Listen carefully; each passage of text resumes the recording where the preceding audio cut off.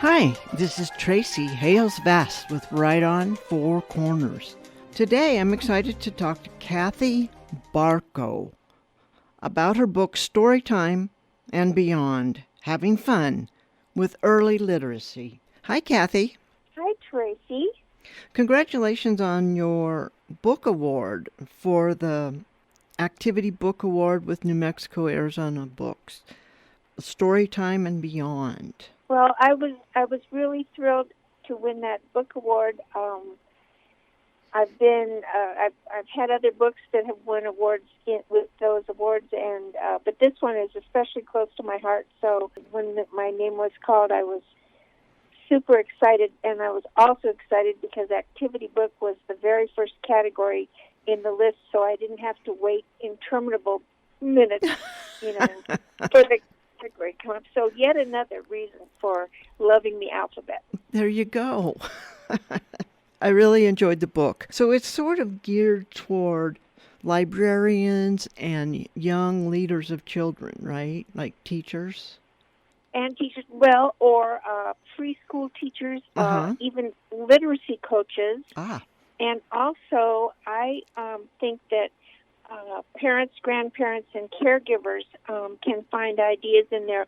Oftentimes, grandparents end up watching younger children, like their grandchildren, because the parents of the children are working, so the grandparents get to have them after school or whatever. So trying to look for some fun stuff to do with them and maybe foster a little literacy along the side, although heaven forbid they think you're trying to teach them anything. exactly. It's just, it's very rewarding, I think, for both the person that's doing it and the little person that's having the fun and getting a chance to talk and have attention paid to them and use vocabulary and ask questions and, all that good stuff Right. that really does promote literacy very subtly. Subtly, so they don't even know they're learning. Right, that's the whole thing. If they think you're trying to teach them something, you can almost see their eyes glaze over. Exactly. So, That's too bad, but yes. well, it is. But if you keep that in mind when you're doing some of the things that I talk about in the book, if you stop while you're ahead and while they're still interested, then they'll say, "Oh, couldn't we just do one more?" Well, we'll do it next time, and that way they don't get bored and they don't think, "Oh my God, she's going to go through the whole alphabet." And Right. So, I thought it was interesting that you start the alphabet with Q. well, I do in my list of alphabet books, and the reason that I did that was because when I read over 250 alphabet books for that particular chapter, because I think ABC books are just wonderful. I don't think you'll ever find a librarian that doesn't just love alphabet books. Mm-hmm. But anyway, often when you're going through the alphabet, quilt comes up for the letter Q, and I thought there were so many ways that quilts can be compared to words coming together, like you stitch the blocks together to form the quilt. Mm-hmm. You sort of stitch letters together to form words, and I love that parallel. And I often do too. a family might have an heirloom quilt, one that Grandma made or something, and so you could get that out and talk about Grandma and everything, and then as you're reading other alphabet books over the years, it's always fun to say, "Now here's an alphabet book. Do you suppose there will be a quilt on the Q page?" So anyway, I just love the whole warm idea of quilts, and so that's why I put Q first. Plus, people don't expect that, Right. And they think, well, she's a librarian and she's got it out of order already. What now? Oh, right. Very good. Yeah, I really enjoyed that. So you have sort of written this book with Melanie as an accumulation of things you've learned over the years as the children's librarian, right? Right, and it's kind of interesting how we got together. I had been a children's librarian for a long time, and I'd been giving presentations and webinars and workshops, and I applied often to like a conference, library conference, or a book festival or whatever, to do a presentation. So I applied to a conference in Colorado to do my program on early literacy, and it turned out that there were 2 other women from different libraries in Colorado that also wanted to do a program on early literacy. Oh. I didn't know either one of them. And so the organizer of the conference said, would you 3 like to be on a panel and talk about this? And so we said, sure. And so we were on the panel, and it was such a hit that the next year I wrote up a proposal to repeat our panel for the Colorado Library Association conference. And it so happened that the description of the program was online in the pre-conference materials, and our wonderful editor, Jessica Gribble, happened to read that, and she liked the idea, and she emailed me and said, I love this. Would you like to write a book on this topic? Well, this is more rare than getting hit by lightning, that an editor will see something like that and call you up and ask you to write a book. Usually you're begging people. So anyway, and I wrote back and I said, well, you haven't even seen our act yet. Right. So she did come to the conference. She loved us, and she asked us if we would be willing to write a book, and she explained about the contract and all that. One of our trio had to drop out because she had several kids and a full-time job. And so it was down to Melanie and I. And so we said yes and wrote the contract out and signed it. But I must mention here that, this was only the second time that I had met Melanie at that second conference, because she's in Boulder, Colorado, and I'm in Albuquerque. Oh, my. So we did the bulk of the work all on email using Google Docs, and sometimes on Facebook using Messenger, and sending a lot of stuff back and forth, thank goodness for email and all that stuff. And so to this day, I think I've met Melanie in person about 5 times. We've done other conferences, and we met once at the Denver American Library Association conference. And so, but we don't know each other that well. It's just a really lucky pairing up of this. It looks like you were side by side. Your thoughts are so much the same. You both must be very fun-loving people. Yeah, that's a good way to describe it. My motto has been, if it's not fun, don't do it. Right. I heard that from a mentor many, many years ago, and that's it. That's why I insisted on having fun in the title of the book, and I try to mention that as often as possible, because if the child isn't, if you're not having fun, a child will know that you're not having fun, right? And so you lose a whole bunch of stuff there. Right. And they learn so much better when they are having fun and are engaged with the topic. Right, and they remember it longer. And I wrote the first 3 chapters of the book, and Melanie wrote the last 3, because she's really a musical genius, and she does a musical story time with a partner there in Boulder. I don't know how many times a week they do it, but then they have a monthly television show in the public access Boulder television scene, and so her musical story times are available online, and they, like I mentioned in the book, they are like a master class in doing a musical story time, because they sing, they dance, they do they read books, they do all kinds of interesting literacy activities. And so especially if you are in a position where you can't get to a library to do a story time, it's really interesting to be able to watch one, on your laptop or whatever. Oh, yes. It was very entertaining. And I thought about my elementary school teacher friends and how many of them would say, I have so much to do. But you address that. You say, well, if you have a lot to do, you can at least put up a display board that's going to capture their attention. Displays are one of my passions as well.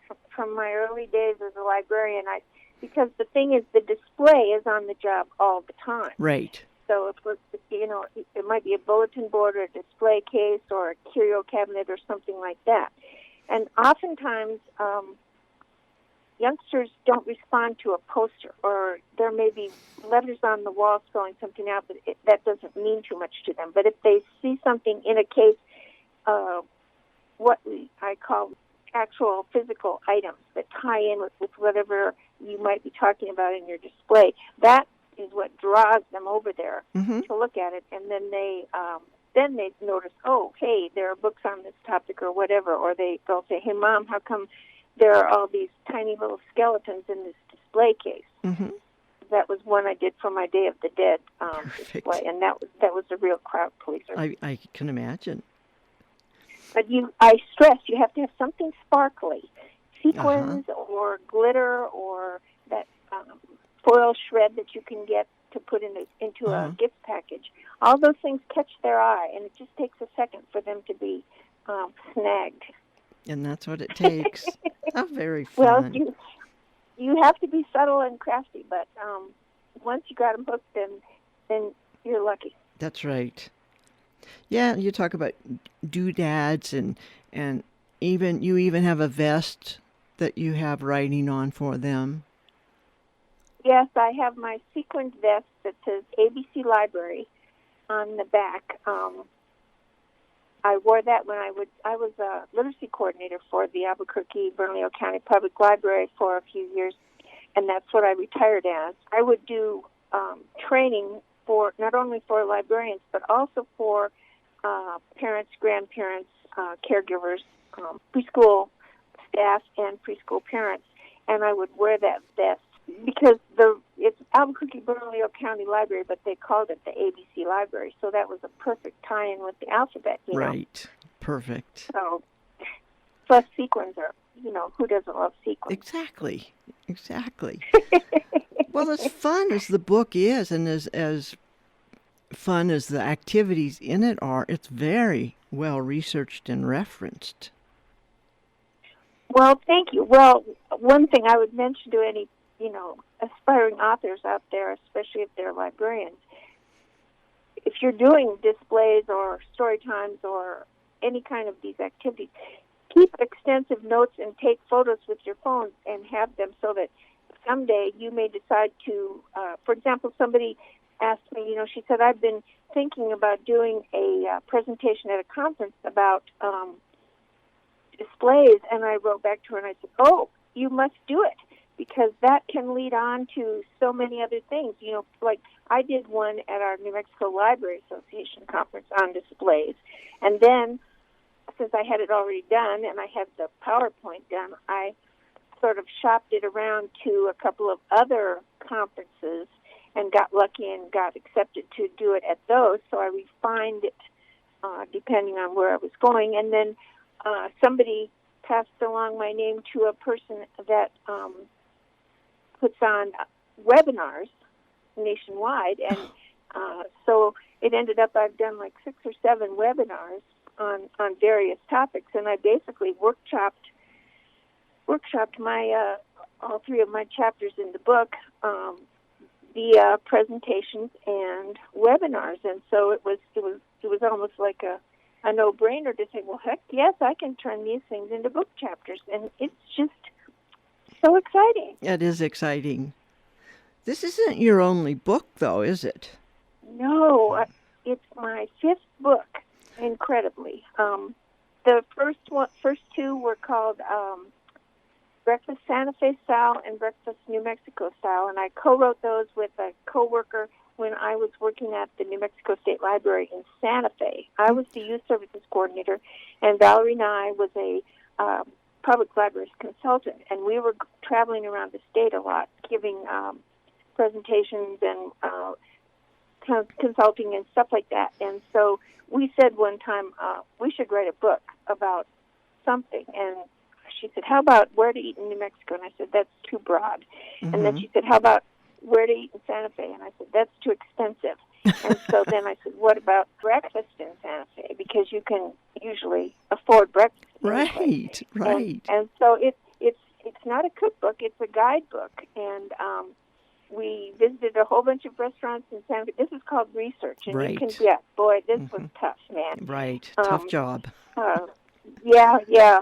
We had our friends after the book came out. They said, "Why didn't you tell us? We would have helped you." Well, Right.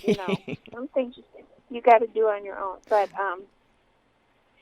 that was so much fun. We would visit the restaurant, write up some stuff about what was on there, what we had tried, a little bit about the decor, and then we always had a suggested reading to go along with the book. So we mentioned a Michael McGarrity mystery in one of them because the restaurant was near the Roundhouse, and he had mentioned the Roundhouse in his book or whatever. So there were all these Oh, literary tie-ins, I love that. and well, we did too, because it was fun to come up with the book that fit in so well. So it was Right. just a fun book, and we actually won that. We won our first New Mexico Book Award in the guidebook category, and that was such a thrill. So Absolutely. then we wrote a sequel to that called Breakfast New Mexico Style, and we let our librarian friends around the state in on that, and many of them contributed a, a, a chapter about a restaurant in their town, a little description of their library, and then also a book from that area that tied in with it, and that was another fun thing. Oh, very nice. So I'll have to. those and that was a good chance to collaborate with another person, and collaboration is fun. It's except you remember you have to split everything half and half, That's the true. royalties Yes, that's and the true. worry and the agony, but the fun is you don't have to split that. It spreads around. Right. And then Val and I later collaborated on a book about censorship. It's called True Stories of Censorship Battles in America's Mm-hmm. Libraries, and it was published by American Library Association editions, ALA editions, and that's been very successful. And we have actually started a cottage industry doing presentations on censorship and intellectual freedom and stuff like that. And I do a presentation called Banned Books Week Jeopardy Game Night, Oh, and I fun. do. Oh, I have such a fun time because I base the Jeopardy questions on books that have been banned, Oh, and perfect. books are being challenged and banned even now. I mean, every Yes. day this happens. It's not like this is something going on. But the Jeopardy angle is really fun because everybody loves Jeopardy, Right. and it's and yet the whole idea behind the questions is they realize that some of these books were challenged or banned, and then to find out why, Mm-hmm. it's just it piques their interest, and it's especially fun to do with teens because if you say to a Yes. teen, "Oh well, you can't read this book," well, you might as well. I mean, Right. of course they're going to want to read the You book. might as well hand it So, to them. Right. yeah. So that's another thing. So Val and I have collaborated on 3 books, and then my 4th book is called Rediscover New Mexico, and Rediscover is spelled READ. Oh. Rediscover New Mexico, a trilingual adventure in literacy, and this was based on a summer reading program that I created for the New Mexico statewide summer reading in 2004. Nowadays, the summer reading programs are sort of nationwide, and the themes and everything are available to everybody, and the clip art and the book lists and all that. But in those days, in 2004, we were still coming up with our own ideas for summer reading, and so that was the theme in 2004. And I collected a lot of ideas from librarians around the state, how they had used the clip art and the suggestions that I had made for the program. And so we put out a book based on all of that, and it has a poem at the front that's in English, Spanish, and Navajo, and Oh, so that's where the trilingual came in. that's And I won great. a New Mexico Book Award on that one in 2008. It came out in 2007, but, they're always a year later when you get the Right. awards. So, Well, good for you. How fun. And so are you still writing? well, no, lately I'm really marketing the book. Uh-huh. I listened to one of your other interviewees, and he mentioned how marketing is a whole nother thing. It's totally different Right. from writing the book and being all about by yourself. But to me, it's one of the most creative things that I've done, because I'm always trying to think of fun ways to bring attention to the book. That's just boring, but we do have a Facebook page for our book, and we've really been having a lot of fun with that, and that's been a great way to get out fun stuff about the book, like if we're making appearances or special. If I come across another literacy doodad that I want to mention, I can put a picture up on the Facebook page, or like the shoelaces. Like that. Oh, my shoelaces are my favorite thing. They're one of my literacy doodads. I love those. Well, the idea about a doodad is, what is a literacy doodad? Well, it could be ABC stickers, blocks, rubber stamps, beads, cookie cutters, any kind of thing that has to do with the alphabet, and then you do some kind of fun activity with that. Mm-hmm. And so I got the idea for the shoelaces because I had in my workshops I had been using yarn. I'd give everybody in the workshop like a 18-inch piece of yarn, and then I would say to them, form a letter. So they would form it like on their table or on the rug or whatever next to them. And so I said, imagine you're with a child at the doctor's office or at a restaurant or something, and they're starting to get antsy and they're getting nervous or whatever. So you just pull out this yarn out of your pocket and hand it to the child and say, form a letter. So depending on the age of the child, if they're too little to form one themselves, you can form one and ask them to guess it. And then you can take turns back and forth. Oh. And this is one of those things that you, again, just do it a few times. Don't do the whole alphabet. Right. And they're going to get, oh, Mom, please, let's stop. So you may not have yarn, but you might have a shoelace in your pocket. And so that's where I got the shoelace idea. Oh. And I said it's like having an alphabet in your pocket. That's right. You can just pull it out. So then I thought, well, how am I going to do a gimmick to market the book? And how can I do personalized shoelaces? Well, here's another lesson. You can't just get these easily. I did a lot of research, and I found an outfit that would make personalized shoelaces. They are in China. Oh. You have to order a minimum of 1,000 pairs. Oh, my gosh. So, so that's 2,000 shoelaces. And so then, but I worked back and forth with them, and they got the exact color or the exact writing that I wanted. It has the book title and the name of the publisher printed on there 4 times, I think. And then they're bright orange, right. And this fits in beautifully with the cover, which is a whole other topic. But anyway, this is not just a shoelace. It is a literacy doodad that lets you keep the whole alphabet in your pocket. And then I say, in Storytime and Beyond, having fun with early literacy, Kathy and Melanie use their personal experience to describe how balloons, pancakes, songs, musical instruments, and more are fun ways to help build early literacy in the library, in the classroom, and at home. And I've been giving these out every place, and they are so attractive. People just can't keep their hands off of them when they see them on a table. That bright orange shoelace. Right. Tied in a knot with a yellow business card hanging off of it. Is just very enticing. See, and you should teach authors marketing tricks. Somebody actually mentioned that to me, and I believe it. I think that it would be fascinating because you need to find something in your book that you can use as a hook. Right. I mean, if you write mysteries or something and there's a special teapot in there that's a clue or whatever, you can get a teapot and have it on your table, or when you do a presentation, or have some kind of little miniature teapot giveaway or whatever, or use it as a door prize or something like that. That's great. Once you start thinking about these fun ways to market stuff, it's just amazing. In fact, now that you mention it, that should be my next topic, I guess. I think so. But on my Facebook page, right around Christmas time, it was actually 11th of December, I walked into Dollar Tree, my source for literacy doodads, because they're always inexpensive. Yep.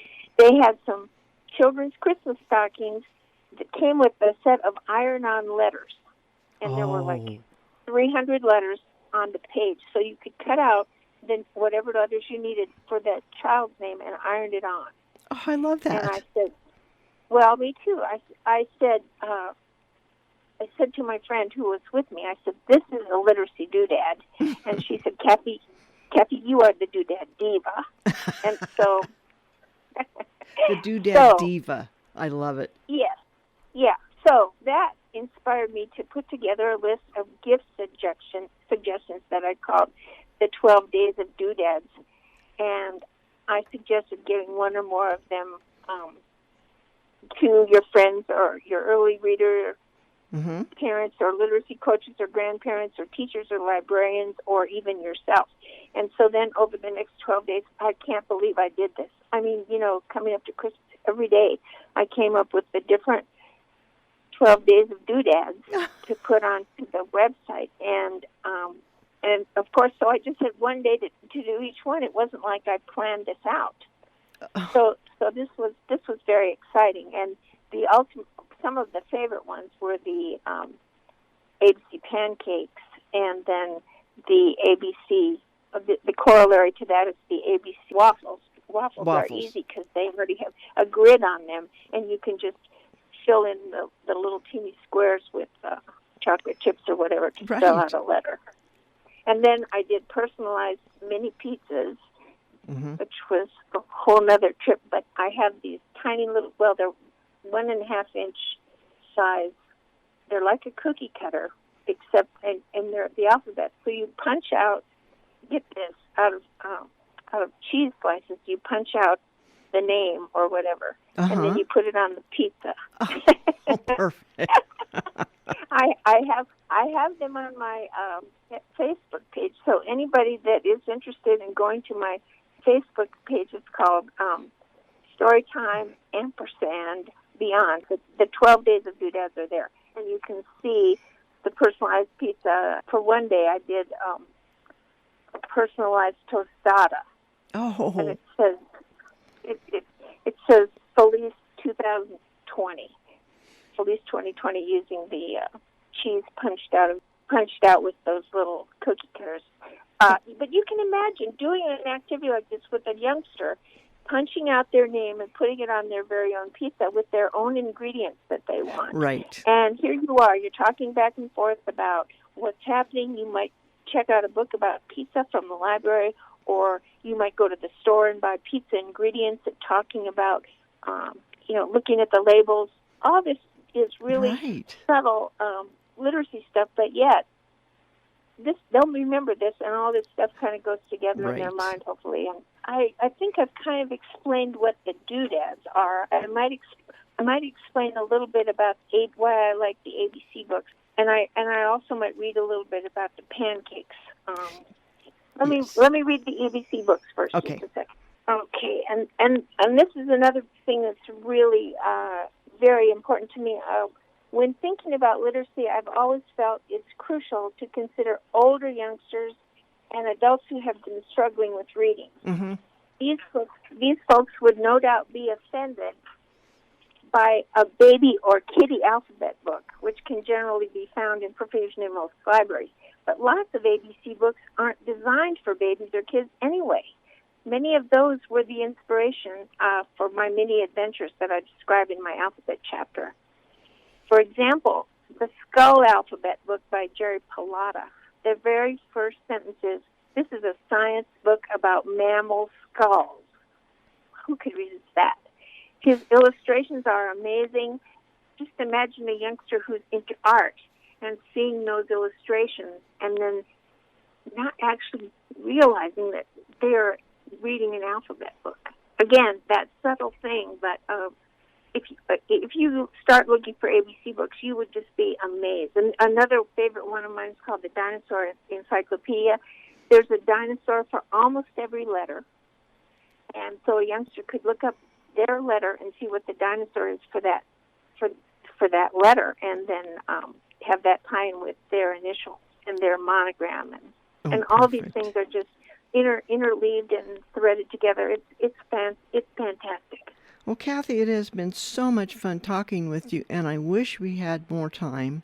I want to say this wonderful Dr. Seuss poem that I always used to use at Okay. my literacy workshops, and that was, "You're never too old, too wacky, too wild to pick up a book and read to a child." I don't know that I've had more fun on an interview than I have with this one, talking with Kathy Barco about her book Storytime and Beyond, Having Fun with Early Literacy. This is Tracy Hales Bass with Right on Four Corners.